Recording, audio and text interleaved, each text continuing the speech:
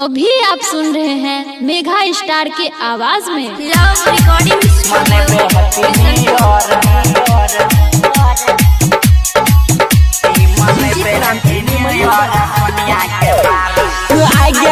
नया साल नया साल सुनवा क्लियर पूजवा के बारी रे भाई सुनना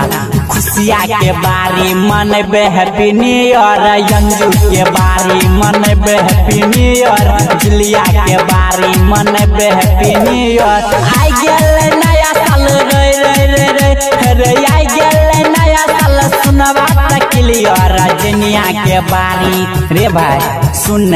रनिया के बारी मनबे हैप्पी न्यू ईयर वर्षा के बारी मनबे हैप्पी न्यू ईयर सोनिया के बारी मनबे हैप्पी न्यू ईयर मनबे हैप्पी न्यू ईयर रोशनी के बारी मनबे हैप्पी न्यू ईयर लक्ष्मी के बारी मनबे happy new year happy new year love recording studio Bishanpur बड़ी रे डीजे मंगेबै गाना भोजपुरी खूबे मैथिली बजेबै रे गामे से बड़ी रे डीजे मंगेबै गाना भोजपुरी खूबे मैथिली बजेबै आई गेल नया साल रे आई गेल नया साल सुनवा क्लियर बबली के बारी रे भाई सुन ज्योतिया के बारी मनबे हैप्पी न्यू ईयर रोशनी के बारी मनबे हैप्पी न्यू ईयर लक्ष्मी के बारी मनबे happy new year happy new year के बारी मनबे हैप्पी न्यू ईयर लक्ष्मी के बारी मनबे happy new year recording by Prince प्रीतम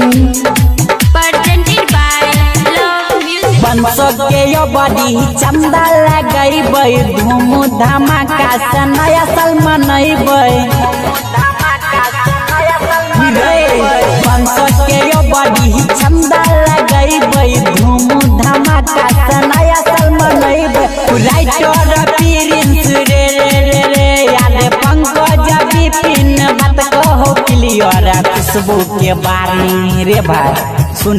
मौसमिया के बारी मनबे हैप्पी न्यू ईयर खुशिया के बारी मनबे हैप्पी न्यू ईयर सुषमा के बारी मनबे हैप्पी न्यू ईयर। अभी आप सुन रहे हैं मेघा स्टार के आवाज में